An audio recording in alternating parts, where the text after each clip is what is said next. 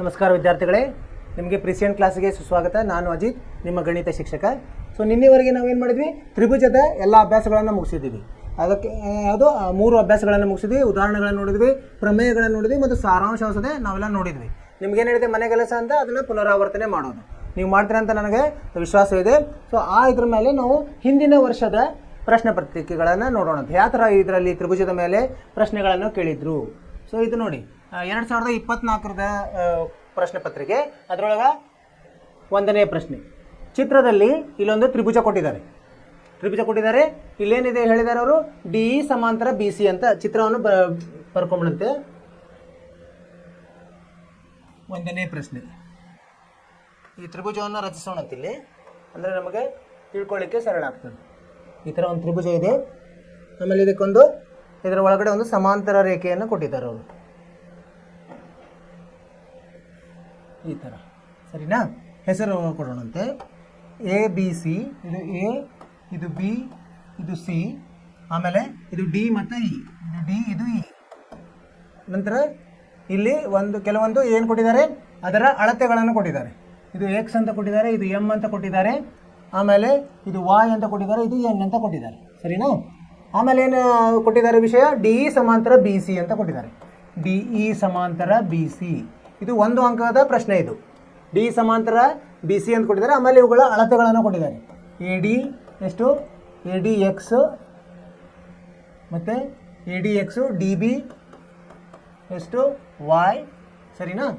ಆಮೇಲೆ A D ಆಯಿತು, D B ಆಯಿತು, ಎ ಇ ಕೊಟ್ಟಿದ್ದಾರೆ. ಎ ಇ ಎಷ್ಟು, ಎಮ್ ಮತ್ತು ಇ ಸಿ ಎಷ್ಟು, ಎನ್ ಅಂತ ಕೊಟ್ಟಿದ್ದಾರೆ. ಇವೆಲ್ಲ ಕೊಟ್ಟ ಮೇಲೆ ಇದರಲ್ಲಿ ಸರಿಯಾದ ಸಂಬಂಧವನ್ನು ಕಂಡುಹಿಡಿಯಿರಿ ಅಂತ ಹೇಳಿದ್ದಾರೆ. ನಾವೇನು ಕಲ್ತಿದ್ದೀವಿ, ಒಂದು ತ್ರಿಭುಜದಲ್ಲಿ ಒಂದು ಸಮಾಂತರ ರೇಖೆ 2 ಬಾಹುಗಳನ್ನು ಅದು ಛೇದಿಸ್ತಿದ್ರೆ ಅದು ಒಂದು ಸಮಾಂತರ ರೇಖೆ. ಅದು ಯಾವ ಥರ ಛೇದಿಸ್ತದೆ, ಅದು ಆ ಸಮಾನುಪಾತದಲ್ಲಿ ಛೇದಿಸುತ್ತದೆ ಅಲ್ವಾ? ಈಗೇನಂತ ನಾವು ತಗೊಂಡಂತೆ ಇದರ ಅನುಪಾತ ಹೆಂಗೆ ಬರ್ತದೆ, ಇದು 2 ಇಲ್ಲಿ ತ್ರಿಭುಜಗಳು ಆಗ್ತವೆ. ಪರಿಹಾರ ತ್ರಿಭುಜ ಎ ಬಿ ಸಿ ಮತ್ತು ತ್ರಿಭುಜ ಚಿಕ್ಕದೊಂದಾಗುತ್ತೆ ನೋಡಿ, ಎ ಡಿ ಇ 2 ಆಗ್ತದೆ. ಸೊ ಅದರಲ್ಲಿ ಹೆಂಗೆ ನಮ್ಗೆ ಇದು ಬರ್ತದೆ, ಅನುಪಾತ ಹೆಂಗೆ ಬರ್ತದೆ, ಎಕ್ಸ್ ಭಾಗಲಬ್ಧ ಎಕ್ಸ್ ಪ್ಲಸ್ ವಾಯ್ ಸಮ ಎಮ್ ಭಾಗಲಬ್ಧ ಎಮ್ ಪ್ಲಸ್ ಸಿ. ಯಾಕಂದರೆ ಇದು ಎ ಡಿ ಭಾಗಲಬ್ಧ ಎ ಬಿ ಸಮ ಎ ಇ ಭಾಗಲಬ್ಧ ಎ ಸಿ ಇರ್ತದೆ. ಸೊ ಇದು ಯಾವುದರಲ್ಲಿದೆ, ಎಮ್ ಪ್ಲಸ್ ಎನ್, ಸಿ ಅಲ್ಲ N, M plus N. A D ಅಂದರೆ ಎಷ್ಟಿದೆ, ಎ ಡಿ ಅಂದರೆ ಎಕ್ಸ್ ಇದೆ, ಎ ಬಿ ಅಂದರೆ 2 ಸೇರಿಸಬೇಕಾಗ್ತದೆ, ಎಕ್ಸ್ ಪ್ಲಸ್ ವಾಯ್ ಆಗ್ತದೆ. ಆಮೇಲೆ ಎ ಇ ಅಂದರೆ ಎಷ್ಟಿದೆ, ಎ ಇ ಅಂದರೆ ಎಮ್ ಅಂತ ಕೊಟ್ಟಿದ್ದಾರೆ, ಎ ಸಿ ಅಂದರೆ ಎಮ್ ಪ್ಲಸ್ ಎನ್ ಆಗ್ತದೆ. ಇದು ಸರಿಯಾದ ಉತ್ತರ. ಸೊ ಯಾವ ಆಯ್ಕೆಯಲ್ಲಿ ಇದೆ, ಇದು 4 ಆಯ್ಕೆಗಳನ್ನು ಕೊಟ್ಟಿದ್ದಾರೆ, A B C D. So ಇದು ಎಲ್ಲ ಅದರಲ್ಲಿದೆ, ಡಿ ಆಯ್ಕೆಯಲ್ಲಿ ಇದೆ. ಎಕ್ಸ್ ಭಾಗಲಬ್ಧ ಎಕ್ಸ್ ಪ್ಲಸ್ ವಾಯ್ ಸಮ ಎಮ್ ಭಾಗಲಬ್ಧ ಎಮ್ ಪ್ಲಸ್ ಎನ್ ಅಂತ. ಉತ್ತರ ಆಯ್ಕೆ ಡಿ ಸರಿಯಾದ ಉತ್ತರ. ಅರ್ಥವಾಯಿತು ವಿದ್ಯಾರ್ಥಿಗಳೇ? ಅವ್ರೇನು ಕೊಟ್ಟಿರ್ತಾರಲ್ಲ ಆ ವಿಷಯಗಳನ್ನು ತಗೊಳ್ಳೋದು. ತ್ರಿಭುಜದಲ್ಲಿ ಅಂದರೆ ಒಂದು ಸಮಾಂತರ ರೇಖೆಯು 2 ಬಾಹುಗಳನ್ನು ಛೇದಿಸ್ತಿದ್ರೆ ಅದು ಯಾವ ಥರ ಛೇದಿಸ್ತದೆ, ಸಮಾನುಪಾತದಲ್ಲಿ ಛೇದಿಸ್ತದೆ. ಅದರ ಉಪಯೋಗ ತಗೊಂಡು ನಾವು ಒಂದು ಸಂಬಂಧವನ್ನು ಬರಬೇಕು. ಅದು ಆಯ್ಕೆ ಡಿ ಆಗಿದೆ. ಇಷ್ಟು ಮಾಡಿದರೆ ನಮಗೆ 1 ಅಂಕ ಸಿಗ್ತದೆ. ಮುಂದಿನ ಪ್ರಶ್ನೆಗೆ ಹೋಗೋಣಂತೆ. 2ನೇ ಪ್ರಶ್ನೆ. ಇಲ್ಲಿ ನೋಡಿ ಏನಿದೆ, ಇದು ಒಂದು ಸಮಾಂತರ ಚತುರ್ಭುಜ ಕೊಟ್ಟಿದ್ದಾರೆ. ಚಿತ್ರವನ್ನು ಬರೆಯೋಣಂತೆ. ಸಮಾಂತರ ಚತುರ್ಭುಜ,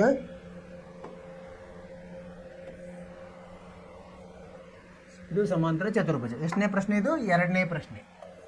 2ನೇ ಪ್ರಶ್ನೆ. ಇದಕ್ಕೆ ಹೆಸರು ಕೊಟ್ಟಿದ್ದಾರೆ ಎ ಬಿ ಸಿ ಡಿ ಅಂತ. ಇಲ್ಲಿಂದ ಎ ಬಿ ಸಿ ಮತ್ತು ಡಿ. ಸರಿನಾ? ಆಮೇಲೆ ಮತ್ತೇನು ಕೊಟ್ಟಿದ್ದಾರೆ ಅವರು, ಚಿತ್ರದಲ್ಲಿ ಎ ಬಿ ಸಿ ಡಿ ಒಂದು ಸಮಾಂತರ ಚತುರ್ಭುಜವಾಗಿದೆ. ಸಮಾಂತರ ಚತುರ್ಭುಜ ಅಂದ್ರೇನು, ಅಭಿಮುಖ ಬಾಹುಗಳು ಸಮ ಇರ್ತದೆ ಮತ್ತು ಅಭಿಮುಖ ಕೋನಗಳು ಸಮ ಇರ್ತದೆ ಮತ್ತು ಅಭಿಮುಖ ಬಾಹುಗಳು ಸಮಾಂತರವಾಗಿರ್ತದೆ. ಅದೊಂದು ಪಿ ಬಿಂದುವು ಎ ಬಿಯನ್ನು 2/3 ಅನುಪಾತದಲ್ಲಿ, ಇಲ್ಲೊಂದು ಪಿ ಬಿಂದು ಅಂತಿದೆ, ಇದು 2 ಇದ್ದರೆ ಇದು 3 ಅದು ಇರ್ತದೆ. ಆಮೇಲೆ ಇನ್ನೊಂದು ಯಾವುದು, ಇದು ಪಿ ಬಿಂದು, ಕ್ಯೂ ಬಿಂದು ಅಂತ ಕೊಟ್ಟಿದ್ದಾರೆ. ಅದು ಹೆಂಗೋ ಡಿ ಸಿ ಯನ್ನು 4, 1 ಅಂದರೆ ಈ ಥರ ಇದೆ. ಇಲ್ಲಿ 4 ಇಲ್ಲಿ 1 ಸರಿನಾ. ಇದು ಯಾವುದೋ ಬಿಂದು ಕ್ಯೂ ಬಿಂದು. ಆ ನಂತರ ಅನುಪಾತದಲ್ಲಿ ವಿಭಾಗಿಸಿದರೆ ಓ ಎ ಸಮ 2 ಗುಂಡ್ಲೆ ಓ ಸಿ ಅಂತ ಮಾಡ್ರಿ ಅಂತ ಹೇಳಿದ್ದಾರೆ. ಓ ಎ ಅಂದರೆ ಇದನ್ನೇನು ಮಾಡೋದು ನಾವು ಇಲ್ಲಿ ಸೇರಿಸೋಣಂತೆ ಇದನ್ನು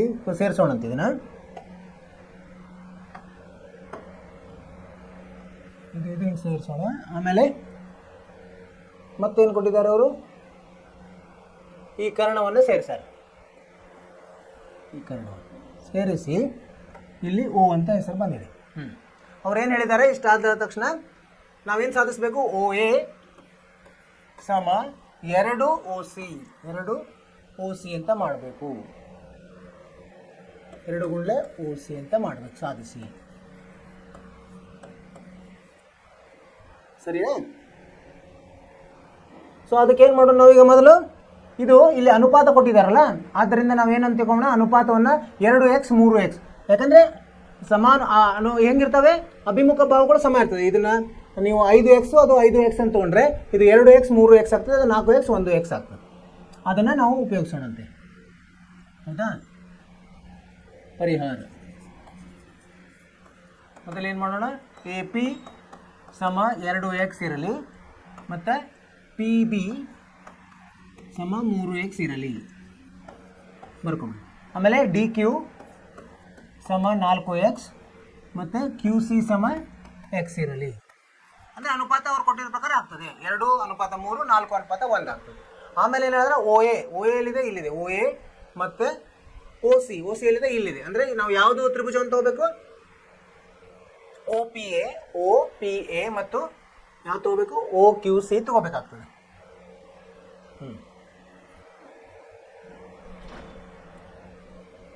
ಈಗ ತ್ರಿಭುಜ ಯಾವ ತಗೋಣ, ಎ ಒ ಪಿ ಅಂತ ಹೇಳ್ಬೋದು ನಾವು. ಎ ಒ ಪಿ ಮತ್ತು ತ್ರಿಭುಜ ಯಾವುದು, ಕ್ಯೂ ಒ ಸಿಯಲ್ಲಿ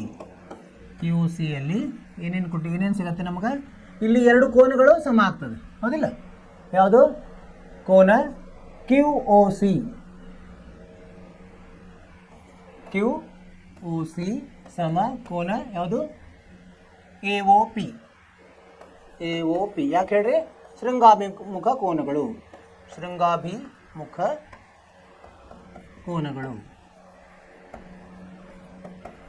ಮತ್ತೆ ಆ ವಿಷಯ ಸಿಗ್ತದೆ ನಮಗೆ, ಇವೆರಡು ಸಮಾಂತರ ಇರೋದ್ರಿಂದ ಪಿ ಮತ್ತು ಕ್ಯೂ ಅವು ಸಮಾಂತರ ಇಲ್ಲ. ಇದು ನೋಡಿ, ಈ ಸಮಾಂತರಕ್ಕೆ ಯಾವುದು, ಓ ಎ ಪಿ ಸಮ ಯಾವುದು, ಇದು ಮತ್ತು ಯಾವುದಿರ್ತದೆ, ಇದು ಇಲ್ಲಿ O A C, A O P, Q O C ಮತ್ತು ಇನ್ನೊಂದು ಓ ಎ ಪಿ ಸಮ ಯಾವುದಿರ್ತದೆ, ಓ ಸಿ ಕ್ಯೂ ಇರ್ತದೆ ಅಥವಾ ಕ್ಯೂ ಒ ಸಿ ಇರ್ತದೆ. ಯಾಕೆ ಹೇಳ್ರಿ, ಇವು ಎಂಥ ಕೋನಗಳಾಗ್ತವೆ, ಇವು ಎಂಥ ಪರ್ಯಾಯ ಕೋನಗಳಾಗ್ತದೆ.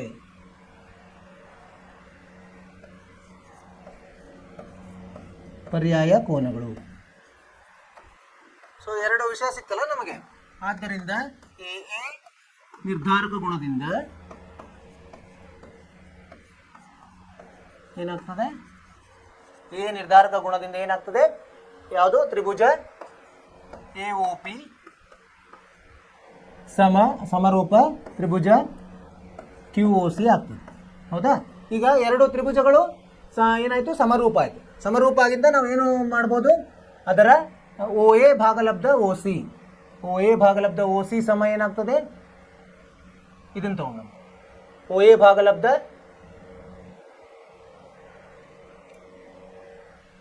ಓ ಪಿ,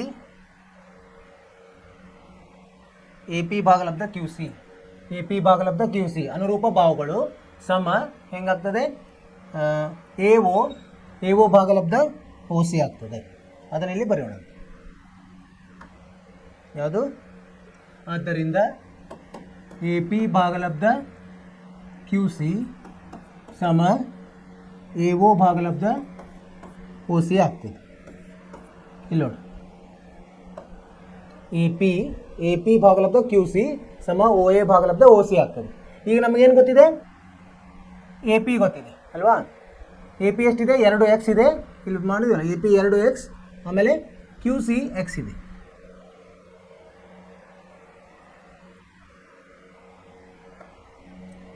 ಇದು ಎ ಪಿ ಎಷ್ಟಿದೆ? ಎ ಪಿ 2x ಇದೆ. 2x ಭಾಗಲಬ್ಧ ಎಕ್ಸ್ ಸಮ ಎ ಒ ಭಾಗಲಬ್ಧ ಒ ಸಿ ಆಯಿತು.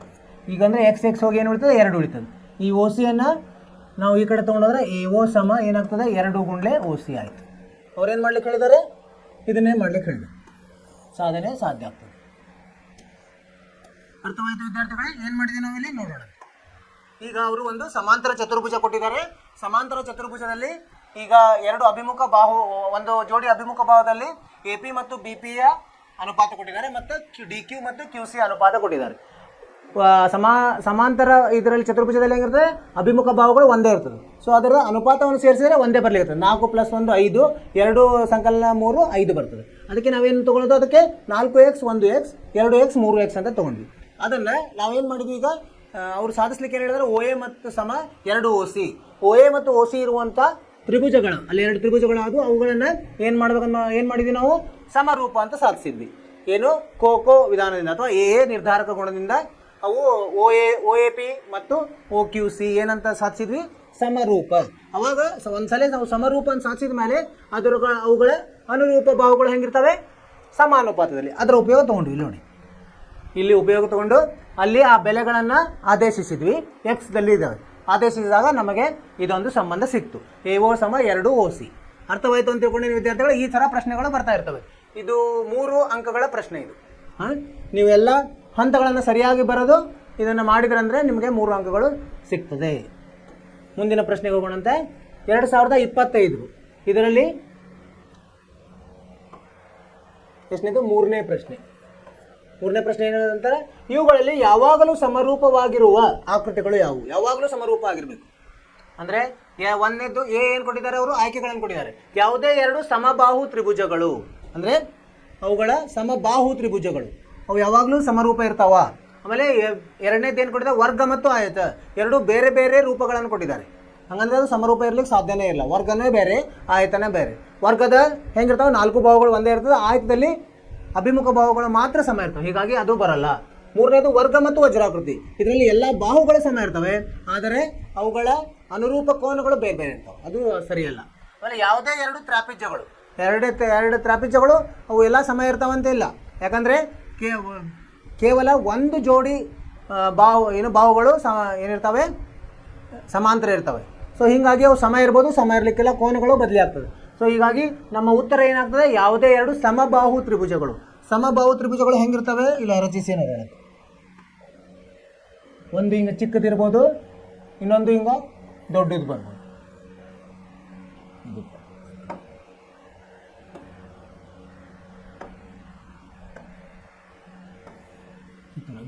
ಈಗ ನೋಡಿ ಏನಾಯ್ತಿದೆ? ಸಮಬಾಹು ತ್ರಿಭುಜಗಳು A B C P Q R.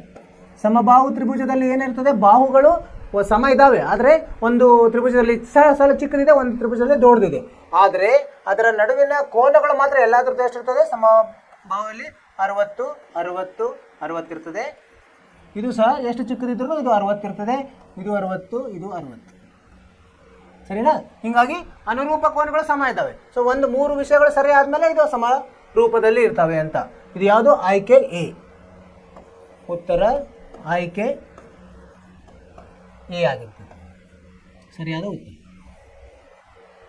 ಅರ್ಥವಾಯಿತು? ಸಮ ಬಾಹು ತ್ರಿಭುಜಗಳು ಇದರಲ್ಲಿ ಕೊಟ್ಟಿರುವ ಆಯ್ಕೆಗಳಲ್ಲಿ ಅದು ಮಾತ್ರ ಏನಿರ್ತವೆ? ಯಾವಾಗಲೂ ಸಮರೂಪ ಇರ್ತವೆ. ಸರಿ, ಮುಂದೆ ಹೋಗೋಣಂತ 4ನೇ ಪ್ರಶ್ನೆ.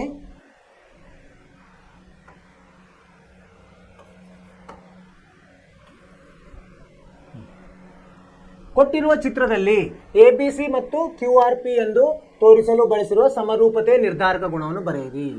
ನೋಡೋಣ. ABC ಮತ್ತು QRP ಅದರಂಗ ನೋಡ್ಬೇಕು ನಾವು.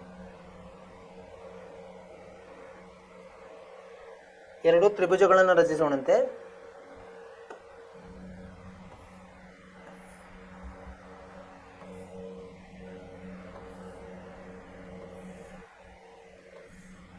ಅವ್ರೇನು ಕೊಟ್ಟಿದ್ದಾರೆ? ABC, ಇಲ್ಲಿ A ಇದೆ, ಇಲ್ಲಿ B ಇದೆ, ಇಲ್ಲಿ C ಇದೆ. ಕ್ಯೂ ಎಲ್ಲಿದೆ, ಇಲ್ಲಿದೆ, ಕ್ಯೂ ಒ ಪಿ. ಸರಿನಾ?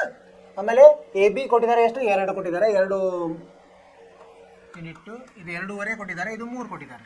ಇಲ್ಲಿ ಪಿ ಕ್ಯೂ ಎಷ್ಟು ಕೊಟ್ಟಿದ್ದಾರೆ, ಇಲ್ಲಿ 6 ಕೊಟ್ಟಿದ್ದಾರೆ. ಆಮೇಲೆ ಕ್ಯೂ ಆರ್ 4 ಕೊಟ್ಟಿದ್ದಾರೆ. ಆಮೇಲೆ ಪಿ ಆರ್ 5 ಕೊಟ್ಟಿದ್ದಾರೆ. ಸೊ ಅವ್ರು ಏನು ಹೇಳ್ತಾ ಇದ್ದಾರೆ, ತ್ರಿಭುಜ ಎ ಬಿ ಸಿ ಸಮರೂಪ ತ್ರಿಭುಜ ಕ್ಯೂ ಆರ್ ಪಿ ಅಂತ ಹೇಳ್ತಿದ್ದಾರೆ. ಅದನ್ನು ತೊಗೋಬೇಕು ನಾವು, ಅನುರೂಪ ಬಾಹುಗಳನ್ನು ತೊಗೋಬೇಕು. ಯಾಕಂದರೆ ಬಾಹುಗಳ ಉದ್ದವನ್ನು ಕೊಟ್ಟಿರೋದ್ರಿಂದ ಅದರ ಅನುಪಾತವನ್ನು ತೊಗೋಬೇಕು ನಾವು. ಈಗ ಎ ಬಿಗೆ ಅನುಪಾತ ಯಾವುದು, ಎ ಬಿಗೆ ಅನುಪಾತ ನಾವು ಏನು ತೊಗೋಬೇಕು, ಕ್ಯೂ ಆರ್ ತೊಗೋಬೇಕು. ಆಮೇಲೆ ಬಿ ಸಿಗೆ ಯಾವ್ದು ತೊಗೋಬೇಕು, ಆರ್ ಪಿ ತೊಗೋಬೇಕು ಅಥವಾ ಪಿ ಆರ್ ಸಮ. ಈಗ ಆಮೇಲೆ ಎ ಸಿಗೆ ಯಾವ್ದು ತೊಗೋಬೇಕು, ಪಿ ಕ್ಯೂ. ಈ ಅನುಪಾತ ಸರಿಯಾದ ಅನುಪಾತ. ಇವನು ಎಲ್ಲದರದ ಅನುಪಾತ ಎಷ್ಟು ಬರ್ತದೆ, 1/2 ಬರ್ತದೆ. 2/4 1/2 2.5/5 1/2 ಮತ್ತು 3/6 1/2 ಬರ್ತದೆ. ಹೀಗಾಗಿ ಉತ್ತರ ನಾವು ಏನು ಬರೀಬೇಕೀಗ,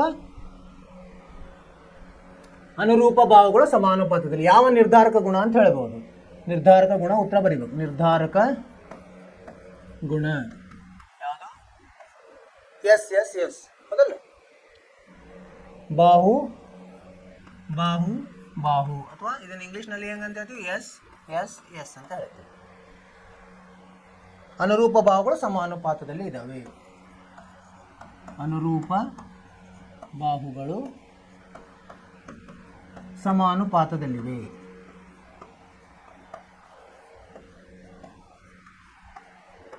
ಈ ಥರ ಬರೀಬೇಕು ನಾವು ಉತ್ತರ. ಇಷ್ಟೆಲ್ಲ ಬರೆದ್ರೆ ಇದು 1 ಅಂಕದ ಪ್ರಶ್ನೆ. ಅರ್ಥವಾಯ್ತಲ್ಲ ವಿದ್ಯಾರ್ಥಿಗಳು? ಯಾವುದು ಅನುಪಾತದಲ್ಲಿದೆ ಅದನ್ನು ಬರ್ಕೊಳ್ಬೇಕು ನಾವು. ಅದು ಹೆಂಗೆ, ಸಮಾನುಪಾತದಲ್ಲಿ ಆಗಬೇಕು. ಅದು ಅವ್ರು ಹೇಳಿದ ಹಾಗೇನೆ ಅದು ಆ ಥರದ ಹೆಂಗೆ ಅವ್ರು ಹೇಳಿದಾರೆ A B C Q R P ಅದೇ ಥರ ತೊಗೋಬೇಕು. ಇನ್ನು ಅನುರೂಪ ಬಾಹುಗಳನ್ನು ತೊಗೋಬೇಕು. ಮುಂದಿನ ಪ್ರಶ್ನೆಗೆ ಹೋಗೋಣಂತೆ. 5ನೇ ಪ್ರಶ್ನೆ. ಇಲ್ಲೇನೋ ತಪ್ಪಿದೆ, 4 ಅಂತ ಇದೆ. 5ನೇ ಪ್ರಶ್ನೆ. ಎ ಬಿ ಸಿ ಡಿ, ಇಲ್ಲಿ ಒಂದು ಚಿತ್ರವನ್ನು ಕೊಟ್ಟಿದ್ದಾರೆ. ಎ ಬಿ ಮತ್ತು ಸಿ ಡಿ 2 ರೇಖಾಖಂಡಗಳು ಓ ಬಿಂದುವಿನಲ್ಲಿ ಪರಸ್ಪರ ಛೇದಿಸುತ್ತೆ. ಇಲ್ಲಿ ನೋಡಿ, ಎ ಬಿ ಮತ್ತು ಸಿ ಡಿ ರೇಖಾಖಂಡಗಳು. ಎ ಸಿ ಸಮಾಂತರ ಏನಿದೆ ಡಿ ಬಿ ಆಗಿದೆ. ಎ ಸಿ ಮತ್ತು ಬಿ ಡಿಗಳನ್ನು ಸೇರಿಸಿ ಮತ್ತು ಏನು ಸಾಧಿಸ್ಬೇಕು ನಾವು, ತ್ರಿಭುಜ ಎ ಒ ಸಿ ಸಮರೂಪ ತ್ರಿಭುಜ ಬಿ ಒ ಡಿ ಅಂತ ಸಾಧಿಸ್ಬೇಕು. ನೋಡೋಣಂತೆ. ಈಗ ಹೆಂಗಿದೆ, ಈ ಥರ ಇದೆ.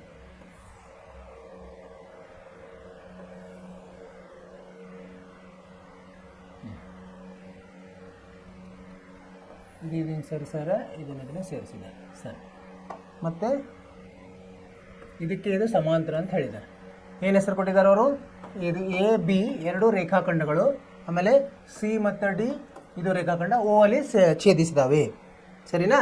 ಸೊ ಈಗೇನೊಂದು ಸಾಧಿಸ್ಲಿಕ್ಕೆ ಹೇಳಿದ್ದಾರೆ ನಮ್ಗೆ. ಆಮೇಲೆ ಇನ್ನೂ ಏನು ಕೊಟ್ಟಿದ್ದಾರೆ ಬರ್ಕೊಂಬಿಡಂತ. ಎ ಸಿ ಸಮಾಂತರ ಬಿ ಡಿ ಅಂತ ಕೊಟ್ಟಿದ್ದಾರೆ. ಸರಿನಾ?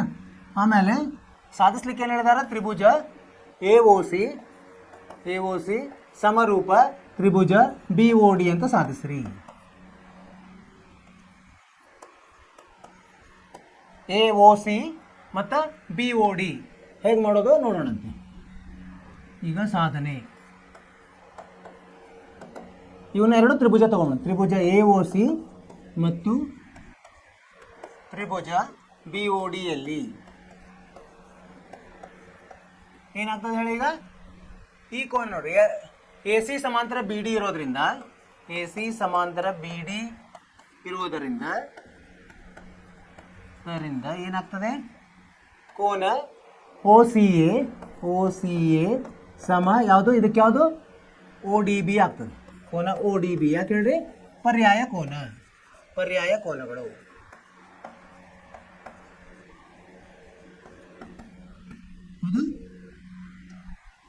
ಇನ್ನೊಂದು ಎ ಮತ್ತು ಬಿ, ಕೋನ ಸಿ ಎ ಒ ಸಮ ಕೋನ ಯಾವುದು, ಇದಕ್ಕೆ ಇದು ಆಗ್ತದೆ ಮತ್ತು ಇದಕ್ಕೆ ಇದು ಆಗ್ತದೆ. ಸಿ ಎ ಒ ಸಮ ಡಿ ಬಿ ಒ ಅಥವಾ ಒ ಬಿ ಡಿ. ಆಮೇಲೆ ಓ ಏನಿದೆ ಸಾಮಾನ್ಯ ಇದೆ ಅಲ್ವಾ, ಕೋನ ಓ ಏನಾಗಿದೆ ಸಾಮಾನ್ಯ. ಇದು ಬರೀಲಿಲ್ಲ ಆದರೂ ನಡೀತದೆ, ಯಾಕಂದರೆ ಎರಡು ವಿಷಯಗಳಿದ್ರೆ ಸಾಕು. ಕೋನಗಳು ಎರಡು ಕೋನಗಳ ಸಮ ಇದ್ರೂ ಅದನ್ನು ನಾವು ಸಮರೂಪ ಹೇಳ್ಬೋದು. ಇಲ್ಲಿ ಮೂರು ನಾವು ಹೇಳಿದ್ದೀವಿ, ಆದ್ದರಿಂದ ಎ ಎ ಎ ಅಥವಾ ಕೋ ಕೋ ಕೋ ಅದು ಬರಿಬೋದು. ನಿರ್ಧಾರಕ ಗುಣದಿಂದ ಇದು ಎಷ್ಟು ಅಂಕಗಳು? 3 ಅಂಕಗಳ ಪ್ರಶ್ನೆ. ಸರಳವಾಗಿದೆ ನೋಡಿ. ತ್ರಿಭುಜ AOC ಸಮರೂಪ ತ್ರಿಭುಜ BOD ಆಗ್ತದೆ.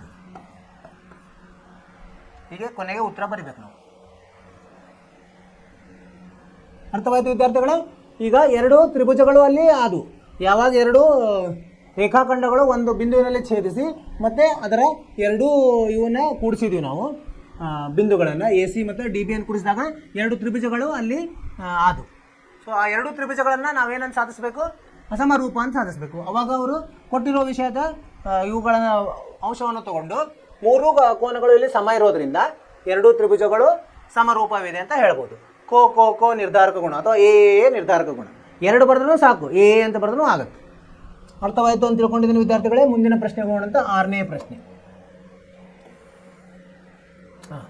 ತ್ರಿಭುಜದ ಎರಡು ಬಾಹುಗಳನ್ನು ಇಲ್ಲಿ ನೋಡಿ, ಇದು ಏನಿದೆ ಪುಸ್ತಕದಲ್ಲಿರೋದೇ ಇದೆ, ಇದನ್ನು ನಾವು ಅಲ್ಲಿ ಇನ್ನೊಮ್ಮೆ ನೋಡೋಣ.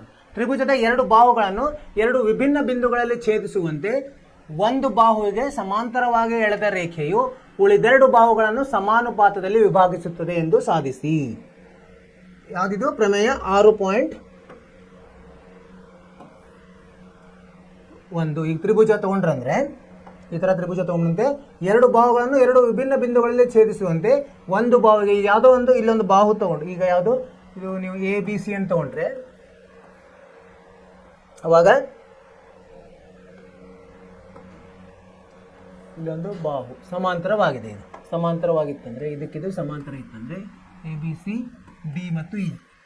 ನೀವೇನು ಸಾಧಿಸ್ಬೇಕಂದ್ರೆ ಇಲ್ಲೇನು ಕೊಟ್ಟಿದ್ದಾರೆ ಅವರು? DE ಸಮಾಂತರ BC ಅಂತ ಕೊಟ್ಟಿದ್ದಾರೆ. ನಾವೇನು ಸಾಧಿಸ್ಬೇಕು? AD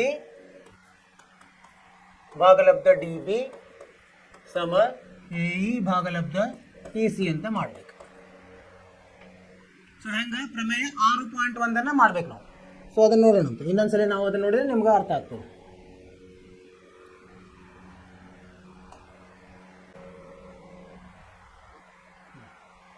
ಇಲ್ಲೇನಂತಿದೆ ನೋಡಿ, ತ್ರಿಭುಜದ ಎರಡು ಬಾಹುಗಳನ್ನು ಎರಡು ವಿಭಿನ್ನ ಬಿಂದುಗಳಲ್ಲಿ ಛೇದಿಸುವಂತೆ ಒಂದು ಬಾಹುವಿಗೆ ಸಮಾಂತರವಾಗಿ ಎಳೆದ ಸರಳ ರೇಖೆಯು ಉಳಿದೆರಡು ಬಾಹುಗಳನ್ನು ಸಮಾನುಪಾತದಲ್ಲಿ ವಿಭಾಗಿಸುತ್ತೆ. ಇದನ್ನು ನೀವೇನು ಮಾಡಬೇಕು? ಅಭ್ಯಾಸ ಮಾಡಬೇಕು ಜಾಸ್ತಿ.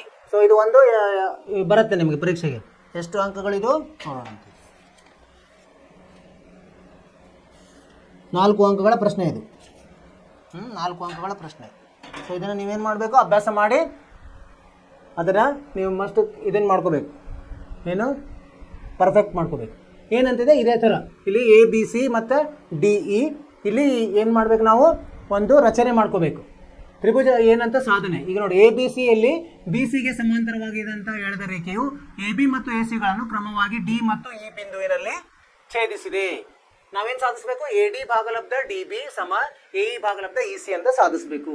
ಹೆಂಗೆ ಸಾಧಿಸ್ತೀವಿ? ಅವಾಗ ನಾವು ವಿಸ್ತೀರ್ಣದ ಸಹಾಯ ತಗೋಬೇಕು. ಇಲ್ಲೇನು ತ್ರಿಭುಜ ಅವಾಗ ಏನು ಮಾಡಬೇಕು? ಇಲ್ಲಿ ರಚನೆ ಏನು ಮಾಡಬೇಕಂದ್ರೆ ಈ BE ಮತ್ತು ಇವನ್ನ BE ಮತ್ತು CD ಸೇರಿಸಬೇಕು. ಆಮೇಲೆ DM ಏನು ಲಂಬವನ್ನು ಎಳಿಬೇಕು. ಅದಕ್ಕೆ AEಗೆ DM ಲಂಬ AC ಮತ್ತು EN ಲಂಬ ABಗೆ ಎಳಿಬೇಕು. EN ಲಂಬ ABಗೆ ಎಳಿಬೇಕು. ಅವಾಗ ವಿಸ್ತೀರ್ಣ AD ತಗೊಂಡಾಗ ಏನಾಗ್ತದೆ?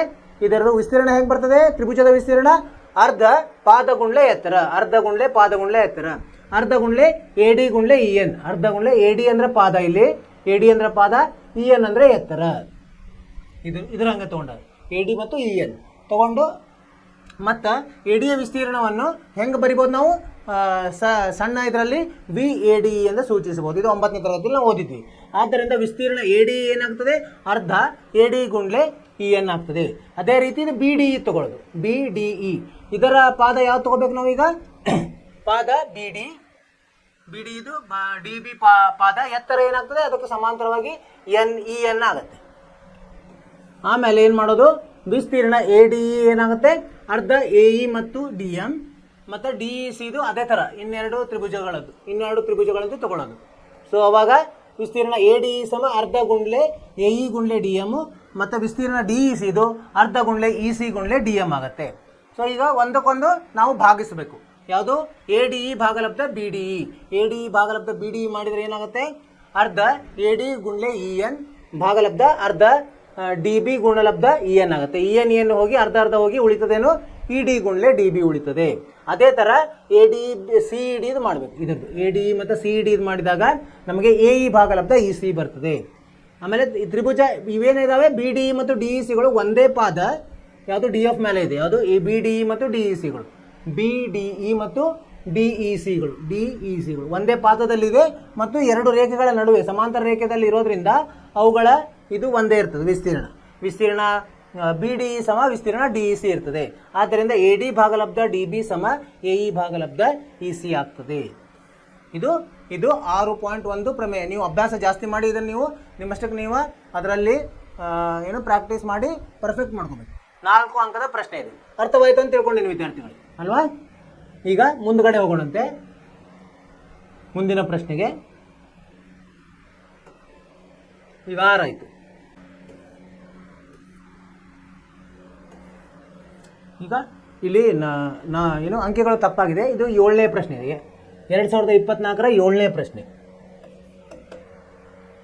2024ರ ಪ್ರಶ್ನೆ ನಮ್ಮದು ಇಲ್ಲಿ 7ನೇದು. ಏನಂತಿದೆ, ಚಿತ್ರ ಕೊಟ್ಟಿದ್ದಾರಲ್ಲಿ. ಚಿತ್ರ ಎ ಡಿ ಇ ಚಿತ್ರದಲ್ಲಿ ಎ ಡಿ ಇ ಸಮರೂಪ ಬಿ ಸಿ ಇದೆ. ಇಲ್ಲಿ ತೆಗೆಯೋಣಂತೆ ಅದನ್ನು ಚಿತ್ರವನ್ನು.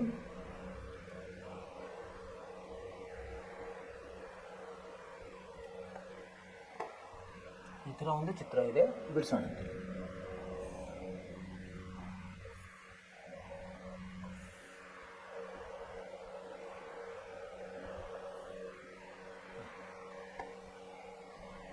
ಎ ಬಿ ಸಿ, ಇಲ್ಲಿ ಎ ಇದೆ, ಇಲ್ಲಿ ಬಿ ಇದೆ, ಇಲ್ಲಿ ಸಿ ಇದೆ. ಆಮೇಲೆ ಇವೆರಡು ಸಮಾಂತರವಾಗಿದೆ. 3 2 ಇದು 3 ಇದ್ದರೆ ಇದರ ಅಳತೆ ಇದು 2 ಇದೆ. ಆಮೇಲೆ ಇಲ್ಲಿ ಡಿ, ಇದು ಇ. ಈ ಥರ ಚಿತ್ರ ಇದೆ. ಇಲ್ಲಿ ಏನು ಕೊಟ್ಟಿದ್ದಾರೆ, ಎ ಡಿ ಇ ಸಮರೂಪ ಬಿ ಸಿ ಇ ಅಂತ ಕೊಟ್ಟಿದ್ದಾರೆ. ಎ ಡಿ ಇ ತ್ರಿಭುಜ ಎ ಡಿ ಇ ಸಮರೂಪ ತ್ರಿಭುಜ ಎ ಬಿ ಸಿ ಅಂತ ಕೊಟ್ಟಿದ್ದಾರೆ. ಯಾವುದು ಎ ಡಿ ಇ ಸಮರೂಪ ಎ ಬಿ ಸಿ ಚಿಕ್ಕದಿದೆ ಅದು ದೊಡ್ಡದಕ್ಕೆ. ಆಮೇಲೆ ಏನು ಕೊಟ್ಟಿದ್ದಾರೆ ಅವರು, ಡಿ ಇ ಅನುಪಾತ ಬಿ ಸಿ. ಏನಂತ ಡಿ ಇ ಅನುಪಾತ ಬಿ ಸಿ ಏನಂತ ಕೊಟ್ಟಿದ್ದಾರೆ, 2:3 ಅಂತ ಕೊಟ್ಟಿದ್ದಾರೆ. ಏನು ಮಾಡ್ಲಿಕ್ಕೆ ಹೇಳಿದ್ದಾರೆ ನಮಗೆ, ವಿಸ್ತೀರ್ಣ ಎ ಡಿ ಇ ಇದರದ್ದು ವಿಸ್ತೀರ್ಣ ಭಾಗಲಬ್ಧ ವಿಸ್ತೀರ್ಣ ಎ ಬಿ ಸಿ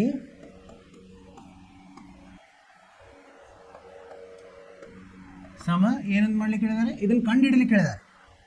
ವಿಸ್ತೀರ್ಣವನ್ನು ಇದರದ್ದೇನು ಭಾಗಲಬ್ಧ ಇದೆಯಲ್ಲ ಈ ಭಿನ್ನ ರಾಶಿಯನ್ನು ಕಂಡುಹಿಡಿಯಿರಿ.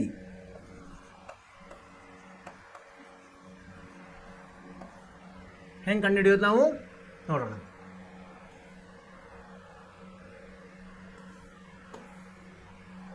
ಈಗ ಮೊದಲು ಎ ಡಿ ಇ ಇದೆ ವಿಸ್ತೀರ್ಣ.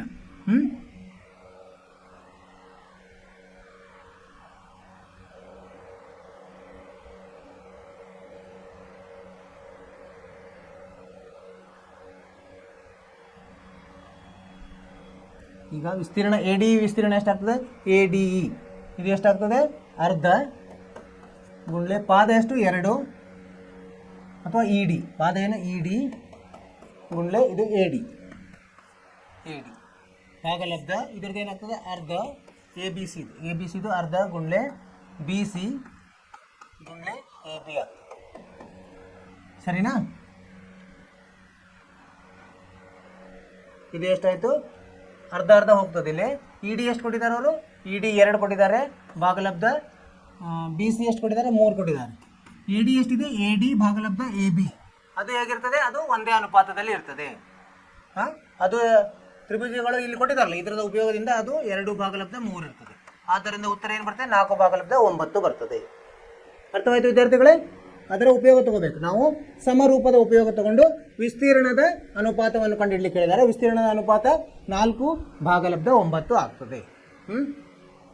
ಇದು ಎಷ್ಟು, 3 ಅಂಕಗಳ ಪ್ರಶ್ನೆ ಇದು. ನಿಮ್ಗೆ ಅರ್ಥವಾಯ್ತು ಅಂತ ತಿಳ್ಕೊಂಡಿದ್ದೀನಿ. ಮುಂದಿನ ಪ್ರಶ್ನೆಗೆ ಹೋಗೋಣಂತೆ. 8ನೇ ಪ್ರಶ್ನೆ. ಇಲ್ಲಿ 7 ಅಂತಿದೆ, ಅಲ್ಲಿ 8ನೇ ಪ್ರಶ್ನೆ. ಏನು ಕೊಟ್ಟಿದ್ದಾರೆ ಓದೋಣಂತೆ. ತ್ರಿಭುಜ ಎ ಬಿ ಸಿಯಲ್ಲಿ ಎ ಡಿ ಸಿ ಸಮ ಬಿ ಎಸ್ ಸಿ ಆಗುವಂತೆ ಡಿ ಯು ಬಿ ಸಿ ಮೇಲಿನ ಒಂದು ಬಿಂದು ಆಗಿದೆ. ಇದು ಪಾಠದಲ್ಲಿ ಇತ್ತು, ನಮಗೆ ಪಾಠದಲ್ಲಿ ಪ್ರಶ್ನೆ ಇದೆ ಒಂದು ಅಭ್ಯಾಸದಲ್ಲಿ, ಅದು ಇಲ್ಲಿ ಕೇಳಿದ್ದಾರೆ. ನಾವು ಇದನ್ನು ಇಲ್ಲಿ ಮತ್ತೊಮ್ಮೆ ಮಾಡೋಣ. ಎ ಬಿ ಸಿ ತ್ರಿಕೋನವನ್ನು ರಚಿಸೋಣಂತೆ. ಎ ಬಿ ಸಿ ತ್ರಿಕೋನ ಇಲ್ಲಿ ಏನಂತ ಕೊಟ್ಟಿದ್ದಾರೆ ಅವರು, ಎ ಬಿ ಸಿ, ಎ ಇದು ಬಿ ಇದು ಸಿ. ಇಲ್ಲಿ ಏನು ಕೊಡ, ಡಿ ಯು ಬಿ ಸಿ ಮೇಲಿನ ಒಂದು ಬಿಂದು ಆಗಿದೆ. ಇಲ್ಲಿ ಬಿ ಸಿ ಇದು ಡಿ, ಇದು ಸೇರಿಸ್ಬೇಕು ನಮಗೆ.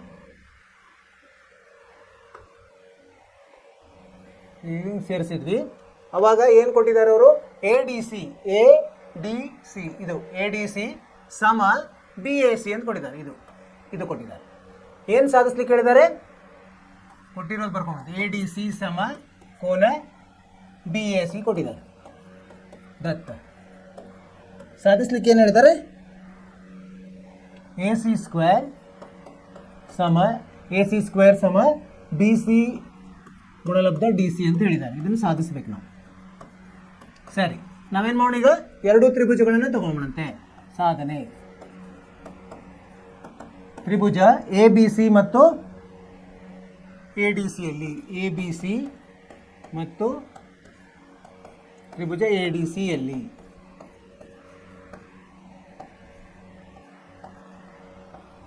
ಏನೇನು ಕೊಟ್ಟಿದ್ದಾರೆ, ಇಲ್ಲಿ ಒಂದೇ ಇದು ಕೋನ ಎ ಡಿ ಸಿ ಸಮ ಕೋನ ಬಿ ಎ ಸಿ ಅಂತ ಅವ್ರು ಕೊಟ್ಟಿದ್ದಾರೆ ದತ್ತ. ಇನ್ನೊಂದು ಏನಾಗುತ್ತೆ ನೋಡ್ರಿ, ಎ ಡಿ ಸಿ ಎಲ್ಲಿದೆ, ಇಲ್ಲಿದೆ, ಮತ್ತು ಎ ಬಿ ಸಿ, ಈ ಸಿ ಇದೆಯಲ್ಲ ಅದು ಸಾಮಾನ್ಯ ಕೋನ ಆಗ್ತದೆ. ಕೋನ ಎ ಸಿ ಡಿ ಸಮ ಕೋನ ಎ ಸಿ ಬಿ ಆಗ್ತದೆ, ಹೌದಿಲ್ಲ? ಎಂಥ ಇದು ಎಂಥದ್ದು, ಸಿ ಕೋನ ಸಿ ಸಾಮಾನ್ಯವಾಗಿದೆ, ಸಾಮಾನ್ಯ ಕೋನ ಇರೋದ್ರಿಂದ ಅವೆರಡು ತ್ರಿಭುಜಕ್ಕೆ ಅದು ಒಂದೇ ಆಗ್ತದೆ. ಸೊ ಆದ್ದರಿಂದ ಕೋಕೋ ನಿರ್ಧಾರಕ ಗುಣದಿಂದ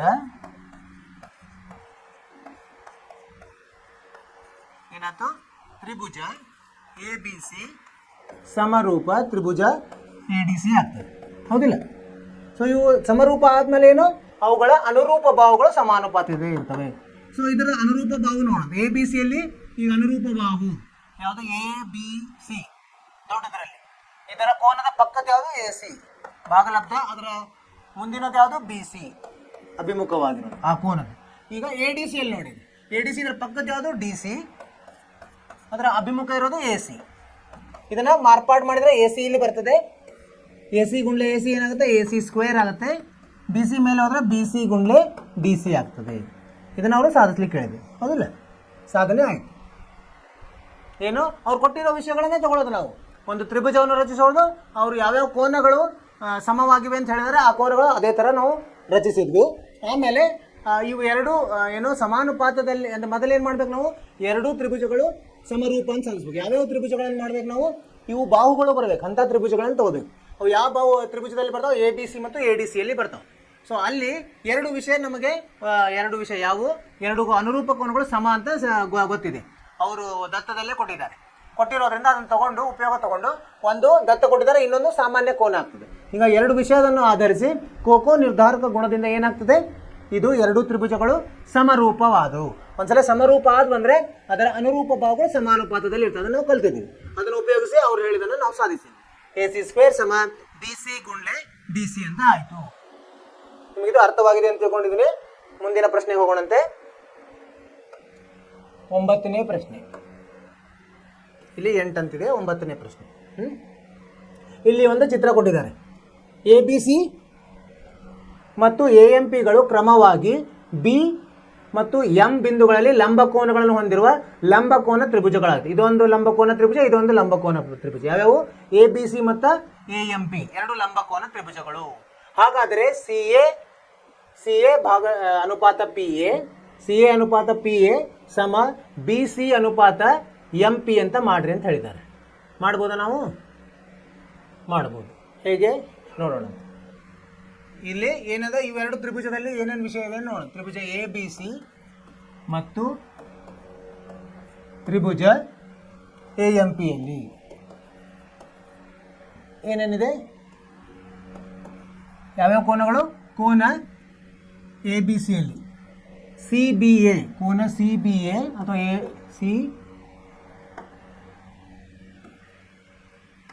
CBA ಅಥವಾ ABC ಎರಡು ಒಂದೇ. CBA ಸಮ ಕೋನ ಯಾವುದು? AMP ಕೋನ AMP. ಯಾಕೆ ಹೇಳ್ರಿ? ಇದು ಎರಡು 90 ಡಿಗ್ರಿ ಇದಾವೆ, ಸಮವಾಗಿದೆ. ಸರಿ, ಆಮೇಲೆ ನೋಡ್ರಿ ಕೋನ ಎ ಏನಿದೆ ಅದು ಸಾಮಾನ್ಯವಾಗಿದೆ. ಯಾವುದು? ಕೋನ BAC ಅಥವಾ CAB. BAC ಸಮ ಕೋನ ಯಾವುದು? PAM. ಯಾಕೆ ಹೇಳ್ರಿ? ಇದು ಕೋನ ಎ ಸಾಮಾನ್ಯ, ಸರಿನಾ? ಆದ್ದರಿಂದ ಕೋಕೋ ನಿರ್ಧಾರಕ ಗುಣದಿಂದ ಏನಾಯಿತು? ತ್ರಿಭುಜ ABC ಸಮರೂಪ ತ್ರಿಭುಜ AMP ಆಯಿತು. ಸೊ ಒಂದ್ಸಲ ಸಮರೂಪ ಆದಮೇಲೆ ಆದ್ದರಿಂದ ಏನಾಯಿತು? ಅದರ ಅನುರೂಪ ಬಾಹುಗಳು ಯಾವುದು? ಈ ಲಂಬಕೋನದ ನಮಗೆ CA PA ಬೇಕು. CA ಎಲ್ಲಿದೆ? ಬಿದ ಲಂಬಕೋನದ ಅಭಿಮುಖವಾಗಿ CA ಭಾಗಲಬ್ಧ. ಇದು ಯಾವುದು? PA ಯಾವುದು? ABCಯಲ್ಲಿ ಅದರ ವಿಕರ್ಣ ಆಗ್ತದೆ PA. ಆಮೇಲೆ ಇದರ ಲಂಬಕೋನದ PA ಆಗ್ತದೆ. ನಾವು ಯಾವ್ದು ತೊಗೊಂಡಿವಿ ಈಗ?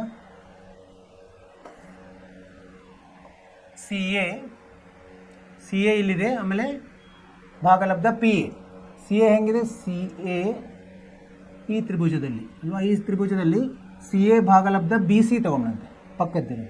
PA ಅಲ್ಲ, BC ಈ ಕೋನದಲ್ಲಿ CA ಭಾಗಲಬ್ಧ BC. CA ಭಾಗಲಬ್ಧ BC ಲಂಬಕೋನದ ಒಂದು ಅಭಿಮುಖ ಇರೋದು, ಲಂಬಕೋನ ಪಕ್ಕದಲ್ಲಿರೋದು. ಅದೇ ಥರ ಇಲ್ಲಿ ತಗೊಂಡಂತೆ ಈ ಇನ್ನೊಂದು ತ್ರಿಭುಜದಲ್ಲಿ ಯಾವುದು? ಲಂಬಕೋನ ಅಭಿಮುಖ ಇರೋದು PA ಭಾಗಲಬ್ಧ. ಇದು ಏನು? ಪಕ್ಕದಲ್ಲಿರೋದು AM ಇದೆ ಅಲ್ವಾ? ಸೊ ಅದನ್ನು ನಾವು ಮೇಲೆ ಕೆಳಗೆ ಮಾಡಿದ್ರೆ ಏನಾಗ್ತದೆ? CA ಭಾಗಲಬ್ಧ PA ಇಲ್ಲಿ ಬಂದ ಎಡಗಡೆ ಬಂದ್ರೆ ಭಾಗಲಬ್ಧ ಆಗ್ತದೆ. ಈ BC ಬಲಗಡೆ ಹೋದರೆ ಗುಣಲಬ್ಧ ಆಗ್ತದೆ. BC ಭಾಗಲಬ್ಧ AM ಅನ್ನೋದು ಅವ್ರು ಇದನ್ನೇ ಸಾಧಿಸ್ಲಿಕ್ಕೆ ಹೇಳಿದ್ದಾರೆ, ಹೌದಿಲ್ಲ? CA ಭಾಗಲಬ್ಧ PA ಸಮ BC ಭಾಗಲಬ್ಧ MP. ಇಲ್ಲಿ ಸಾಧನೆ ಆಯಿತು. ಅರ್ಥವಾಯಿತು ವಿದ್ಯಾರ್ಥಿಗಳು? ಏನಂದರೆ ಅವರು ಎರಡು ಲಂಬಕೋನ ತ್ರಿಭುಜಗಳನ್ನು ಒಂದರ ಮೇಲೆ ಒಂದು ಕೊಟ್ಟಿದ್ದಾರೆ. ಅವುಗಳನ್ನು ನಾವು ಮೊದಲು ಏನು ಮಾಡಬೇಕು? ಸಮರೂಪ ಅಂತ ಸಾಧಿಸಬೇಕು. ಒಂದು ಲಂಬಕೋನ ಇರ್ತದೆ, ಇನ್ನೊಂದೇನಿದೆ? ಸಾಮಾನ್ಯ ಕೋನ ಇರ್ತದೆ. ಅವನ ಉಪಯೋಗ ತಗೊಂಡು ಏನಾಯಿತು? ನಾವು ಅನುರೂಪ ಬಾಹುಗಳ ಏನು ಮಾಡಬೇಕು? ಅನುಪಾತ ತಗೋಬೇಕು. ಅವು ಸರಿ ಇರ್ತವೆ. ಒಂದ್ಸಲ ನಾವು ಸಮರೂಪ ಮಾಡಿದರೆ ಅನುರೂಪ ಬಾಹುಗಳು ಹೆಂಗಿರ್ತವೆ? ಸಮಾನುಪಾತದಲ್ಲಿ. ಅದನ್ನು ನಾವೇನು ಮಾಡಿದ್ವಿ? ಮತ್ತೆ ಮಾರ್ಪಾಡು ಮಾಡಿದ್ವಿ. ಕೆಳಗಿರೋದು ಮೇಲೆ, ಮೇಲಿರೋದು ಕೆಳಗೆ, ಎಡಗಡೆಯಿಂದ ಬಲಗಡೆ ಹೋದಾಗ ಅದನ್ನು ನಾವು ಮರು ಮಾರ್ಪಾಡು ಮಾಡಿದಾಗ ನಮಗೆ ಅವ್ರು ಹೇಳಿದ್ದು ಸಾಧನೆ ಸಾಧ್ಯವಾಯಿತು. ನಿಮ್ಗೆ ಅರ್ಥವಾಯಿತು ಅಂತ ತಿಳ್ಕೊಂಡಿನಿ ವಿದ್ಯಾರ್ಥಿಗಳೇ. ಇದೇ ಥರ ನಾವು ವಿಷಯಗಳನ್ನು ತಗೊಳ್ತಾ ಹೋಗೋದು. ಇದು ಯಾವಾಗ ಬರ್ತದೆ? ನಮಗೆ ಅಭ್ಯಾಸ ಮಾಡಿದಷ್ಟು. ಎಷ್ಟು ನಾವು ಅಭ್ಯಾಸ ಮಾಡ್ತೀವಲ್ಲ ಅದು ಬರ್ತಾ ಹೋಗ್ತದೆ. 10ನೇ ಪ್ರಶ್ನೆ ಏನಂತಿದೆ ನೋಡೋಣ. ಮೂಲ ಇದನ್ನು ನಾವು 6.1 ಮಾಡಿದ್ವಲ್ಲ, ಅದಕ್ಕೆ ಇನ್ನೊಂದು ಏನಂತೀವಿ? ಥೇಲ್ಸ್ ಪ್ರಮೇಯ ಅಂತ ಹೇಳ್ತಾವೆ. ಮೂಲ ಸಮಾನತೆಯ ಪ್ರಮೇಯ ಅಥವಾ ಥೇಲ್ಸ್ ಪ್ರಮೇಯವನ್ನು ಬರೆಯಿರಿ. ಅಂದರೆ ನೀವು ಸಾಧಿಸಬೇಕು. ಪ್ರಮೇಯವನ್ನು ಬರೆಯೋದಂದ್ರೆ ಸಾಧಿಸಬೇಕು. ಅದು ಎಷ್ಟು ಅಂಕ ಅದ ಅದ್ರ ಮೇಲೆ? ಇದು 4 ಅಂಕ ಇದೆ ಪೂರ್ತಿ. ಅದನ್ನು ನಾವೇನು ಮಾಡಿದ್ವಲ್ಲ, ಆ ತ್ರಿಭುಜವನ್ನು ರಚಿಸಿಕೊಂಡ್ವಿ. ಅದರಲ್ಲಿ ಒಂದು ಸಮಾಂತರ ರೇಖೆಯನ್ನು ಎಳೆದ್ವಿ. ಆಮೇಲೆ ಅದರದ್ದು 4 ತ್ರಿಭುಜಗಳನ್ನು ಅಲ್ಲಿ ರಚನೆ ಮಾಡಿದ್ವಿ. ಲಂಬವನ್ನು ಎಳೆದ್ವಿ. ಇದೆಲ್ಲ ಮಾಡಿ ನಾವು ಅದನ್ನು ಏನು ವಿಸ್ತೀರ್ಣವನ್ನು ತಗೊಂಡು ಅಲ್ಲಿ ಅನುಪಾತಗಳು ಸಮ ಅಂತ ಸಾಧಿಸಿದ್ವಲ್ಲ, ಅದನ್ನು ಮಾಡಿದರೆ ನಮ್ಮದು 4 ಅಂಕಗಳು ಸಿಗ್ತದೆ. ಇದನ್ನು ನೀವು ಅಭ್ಯಾಸ ಮಾಡಬೇಕು. ಮತ್ತೊಮ್ಮೆ ನೋಡಿ, 2ನೇ ಸಲ ಬಂದಿದೆ ಈಗ. ಸೊ ಇವೆಲ್ಲ ಪ್ರಮೇಯಗಳು, 5 ಪ್ರಮೇಯಗಳನ್ನು ಅಭ್ಯಾಸ ಮಾಡಿ ನಿಮ್ಮಷ್ಟಕ್ಕೆ ನೀವು ಪರ್ಫೆಕ್ಟ್ ಮಾಡಿಕೊಡ್ರಿ. 10ನೇದಿದೆ ನೋಡಿ, ಏನಿದೆ ಇದು? 2023ರಲ್ಲಿ ಕೇಳಿದ ಪ್ರಶ್ನೆ. ಚಿತ್ರದಲ್ಲಿ DE ಸಮಾಂತರ BC ಇದೆ, ಆದರೆ ಈ ಕೆಳಗಿನವುಗಳ ಸರಿಯಾದ ಸಂಬಂಧ ಯಾವುದು ಆಗ್ತದೆ? DE ಸಮಾಂತರ ಅಂದರೆ 2 ತ್ರಿಭುಜಗಳಾದವು ಇಲ್ಲಿ. ಯಾವುದು? ABC ಮತ್ತು ADE. ಯಾವಾಗ ಸಮಾಂತರ ಆಗ್ತದೆ ಅವುಗಳ ಏನಿರ್ತದೆ? ಅನುರೂಪ ಬಾಹುಗಳು ಸಮಾನುಪಾತದಲ್ಲಿ ಇರ್ತದೆ, ಹೌದಿಲ್ಲ? AD ಭಾಗಲಬ್ಧ DB, AD ಭಾಗಲಬ್ಧ DB ಸಮ AE ಭಾಗಲಬ್ಧ EC ಆಗ್ತದೆ. ಆಯ್ಕೆ C ಸರಿಯಾದ ಉತ್ತರ.